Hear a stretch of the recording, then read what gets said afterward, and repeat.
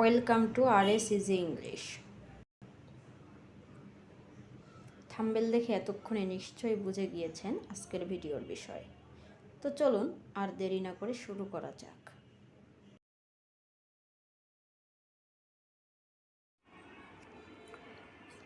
বুকের verb adjective কি হতে পারে জানেন কি? বুক অর্থ বই, যা একটি নাউন হিসাবে কাজ করে। যেমন বই মানুষের সর্বদাই পাশে থাকে। Books are always by the side of a man. বুকের ভার্বও কিন্তু বুক, যার অর্থ লিপিবদ্ধ করা বা খাতায় তোলা।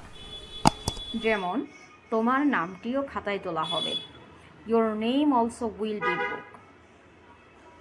বুকের অ্যাডজেক্টিভ বুকিস, যার অর্থ পুঁথিগত। যেমন শুধু পুঁথিগত বিদ্যা দিয়ে জ্ঞানী হওয়া সম্ভব নয়।